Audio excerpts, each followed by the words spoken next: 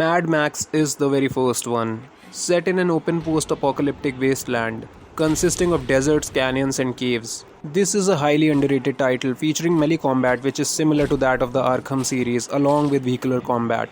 The melee combat is fun, but the highlight of this title is obviously the vehicular combat. Building a car from scraps and then upgrading it.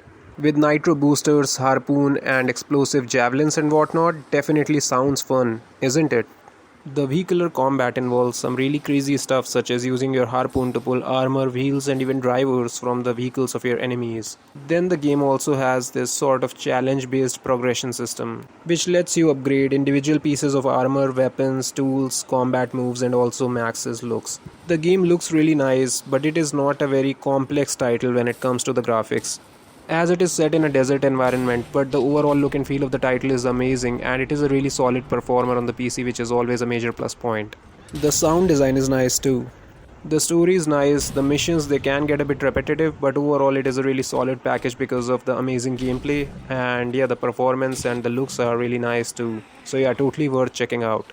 The second title is Tom Clancy's The Division 2.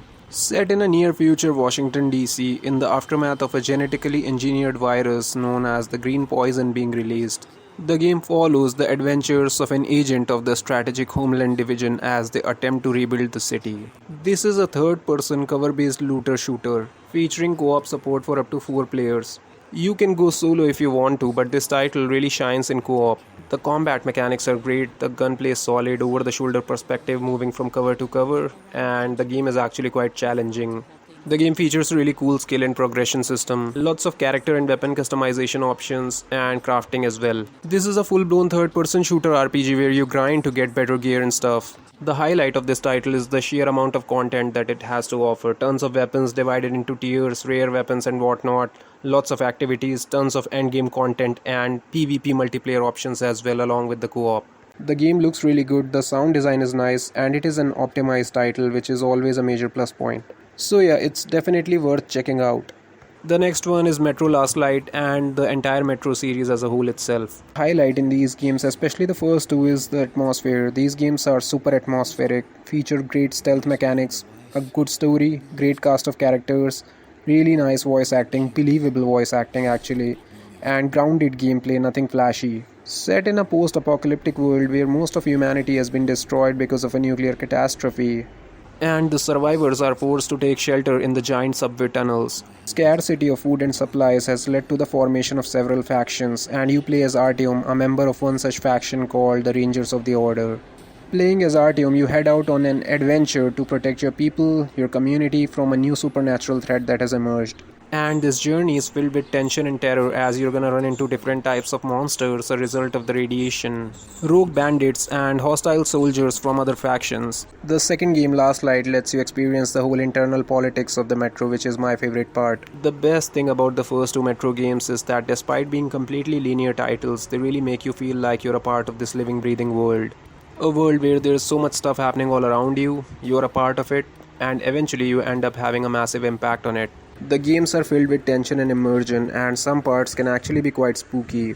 Then the third game, Metro Exodus, is a completely different kind of monster. Despite being a linear title, it is much more open-ended and is graphically stunning, but is a demanding title as well, which is not the case with the first two. The first two games look good too, but the third one is on an entirely different level when it comes to graphics and the scale as well. The sound design is fantastic throughout the series, and yeah, I love the first two games, especially Last Light, the most because of the atmosphere, the portrayal of the internal politics of the different factions, the supernatural element of the first two games, the theme, the setting, the claustrophobia of the Metro, the darkness and everything. It was just amazing.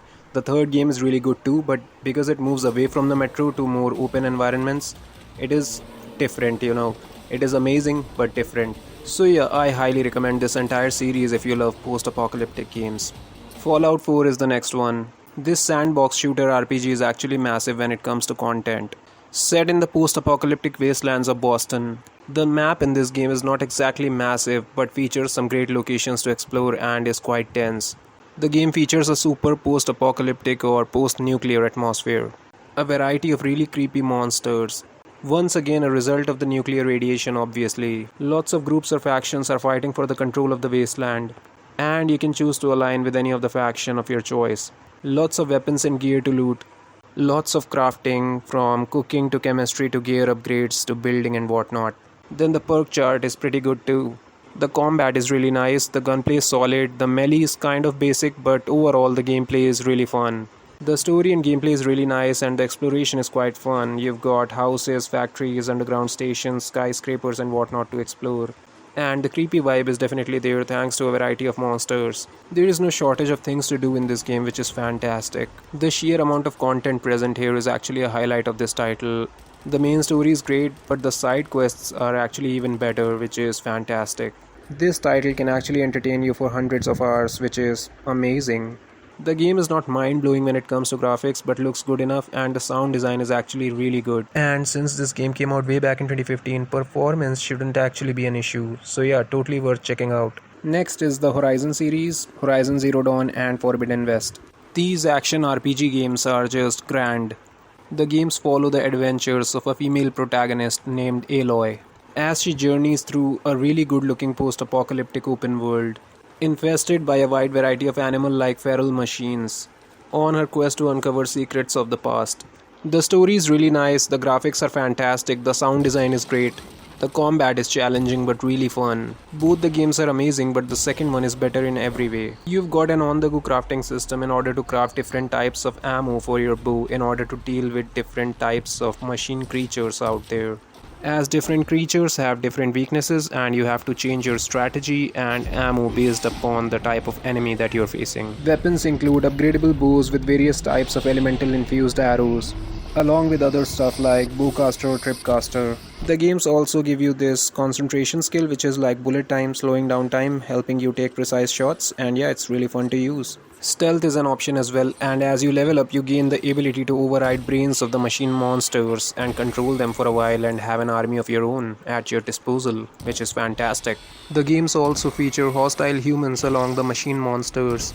The combat is really nice, and once you kind of figure things out, it really makes you feel like a hardened warrior. Side quests are nice too, and there is no shortage of things to do. The games look stunning with amazing environmental variety. You've got forests, you've got deserts, you've got snowy regions and whatnot.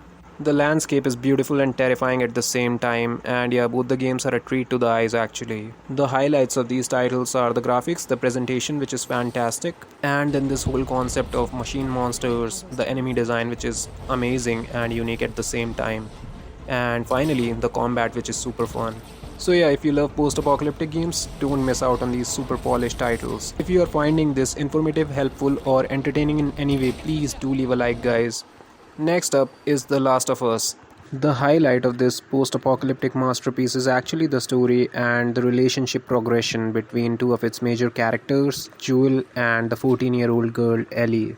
The presentation is fantastic, the voice acting is amazing and the sound design is great. The gameplay is really nice too and more focused on stealth than anything else. The game is set in this believable and hopeless post-apocalyptic world, filled with hostile factions, selfish individuals and infected ex-human beings. The game can actually be quite spooky at times because of the presence of a more dangerous breed of the infected called the Clickers. Melee combat and guns both are present, but for the most part you're gonna be sticking with stealth. You can also craft explosives and stuff from the things you find out there in the environments, and the crafting is done in real time, so yeah, there is always a sense of danger involved in crafting as well. And the gameplay is filled with tension and is really good. But the highlight, like I said, is the relationship between Joel and Ellie. The dialogue and interactions between the two characters as they journey together through this post-apocalyptic world filled with dangers are amazing. The way the relationship develops and the impact that Ellie has on Joel is something that makes this title totally worth experiencing. The game puts you in this really believable post-apocalyptic world in the shoes of a guy who's had a really rough past. A really sad incident right in the beginning of the game leaves Joel cold and bitter, and years later he runs into Ellie, and the way she has an impact on him, the way his character changes because of her through the course of the story is what this game is all about. The dynamic between the two is fantastic, and Ellie's curiosity about how the world used to be before the whole outbreak thing is amazing actually. Because she was born in the post-apocalyptic world and has no idea how the world before was like. and her questions are really interesting. The PC port of this title is not fantastic in terms of optimization, but the performance is definitely improved recently. And yeah, this is not the kind of title where you need the highest frame rates, so yeah, you should definitely check this one out if you haven't already, because the story is fantastic, the gameplay, the looks, everything is amazing, but this is a title that you play for the story. Then up next is another PlayStation title, and yeah, you guessed it right, it is Days Gone. It's the best looking open world post-apocalyptic zombie game in my opinion. The PlayStation games almost always have a great story, and same is the case here, the story is pretty good actually in this one too. The story follows the adventures of a guy named Deacon who's a member of a biker gang as he searches for his wife in the post apocalyptic world from whom he got separated right at the beginning of the outbreak. The open world is filled with dangers, wild animals, psychotic, hostile humans, and then the infected called the Freakers. And there is a variety of Freakers out there. And to deal with all these threats, the game features a wide variety of weapons, both melee and firearms, along with explosives. Stealth plays a major role throughout the game and is actually one of the best ways to deal with threats. The game feels kind of slow in the beginning, but as you progress, you unlock some really cool stuff to buy at various camps, and you have a skill tree, so yeah, the game gets better as you keep playing it. The game features a skill tree along with other character upgrades, and yeah, it gets much better as you progress. Since Deacon is a member of a biker gang, you get a bike to traverse the game world, you can customize it, you can upgrade it, and it needs fuel just like in real life, so yeah, that increases the immersion. The driving mechanics are nice, the missions are fun, and there is a lot of random stuff that happens out there in the game world, so you're always going to run into something interesting. Combat is both fun and challenging, especially because of the freakers, as they are like really fast, and in numbers they are deadly actually. The game features some absolutely massive hordes of freakers, and they are actually a highlight of this game. Taking out these hordes is really challenging because of their numbers and speed. It involves constant movement because they can overwhelm you within seconds, and you have to use your entire arsenal of weapons, your explosives, and all the guns and whatnot to deal with them. And the entire experience is really thrilling and a highlight of this game, along with the stunning graphics. As the open world with its amazing environmental variety looks fantastic. The sound design is great too, and the game is really well optimized on the PC, which is always a major plus point. So, yeah, definitely worth checking out. After a hat trick of PlayStation titles, finally here comes one from Microsoft. Yes, it is State of Decay 2. It is not as polished as Days Gone when it comes to graphics and performance as well, but in terms of content, this title is unbeatable. This title lets you live the Walking Dead life. And if you are someone whose game sessions are too far apart and you find it hard to connect to a story in a game properly because of that, then this is the perfect post-apocalyptic title for you, because it's not about a particular character, a story, or a narrative. It's all about you, your decisions, your combat skills, your management skills, and whatnot. This game is an open-world post-apocalyptic zombie survival simulator featuring both melee combat and firearms, along with stealth. The combat in this game is super arcadey, but everything else is bound in realism, including the weapons, as they require servicing. You need to eat, you need to rest, you need to craft your ammo, you need supplies, you basically need everything that you would in real life. You don't play as a single character, instead you have an entire community of survivors, and you can play as any of the community members, and your stats improve based upon your actions that you perform while controlling them. Your survivors can actually get infected and die, especially on higher difficulties, pretty easily, and the game features permanent death. The game features 5 different maps, and the goal of your community in the campaign mode is to take out all the plague hearts on a map. A plague heart is like the source of the zombie infection. There are multiple plague hearts present on a map. After you take them all out, you complete some missions and you are done. The game features hostile human factions along the zombies and a wide variety of special infected as well. Then the game features a ridiculous amount of weapons. Even after playing the game for hundreds of hours, you are still gonna find new weapons, which is just crazy. Originally released way back in 2018, this title is still receiving major updates, which is insane.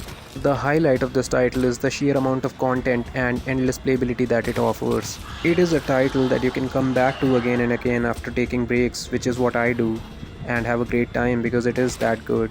The way this game switches from slow scavenging and simulator style gameplay to full blown arcade style action is something that I love. The way the pace changes in this game is something that keeps you hooked. The game also features vehicles, and yeah, they do require fuel. Everything works like it would in real life except for the combat, which is super arcadey. And yeah, the highest level of difficulty in the game, called lethal, is like a different game within the game. And yeah, if you want a challenge, then the lethal zone has got you covered. Apart from the campaign mode, which is the heart and soul of the title, the game also features a Heartland mode, which is some sort of story continuation from the first State of Decay game, and it has a set of characters and a narrative and has some really unique stuff.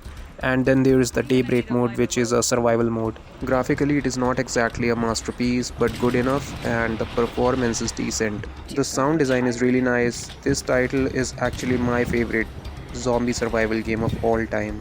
The gameplay is endless and addictive, and the title has no shortage of awesome content, and the constant updates really spice things up. It's a ridiculously high value for money title. I love it and highly recommend it. Then finally an honorable mention, and it is Rage 2. It's an underrated first-person shooter set in a post-apocalyptic open world. I've never played it myself, but I've seen the gameplay pretty closely actually on a friend's PS4 Pro back in the day. I really liked what I saw, and making this video is what reminded me of the title. I had completely forgotten about it. The combat was crazy and the game looked really nice. And I'll be getting it for myself, so yeah, I thought it is definitely worth mentioning. Feel free to add your favorite post-apocalyptic games down in the comment section. A big shout out to Gabriel Zero for requesting this video. Do check out the video on the end screen next on the best zombie games out there, as almost all zombie games are post-apocalyptic in nature. So yeah, see you guys there. Thank you very much for watching. Peace out.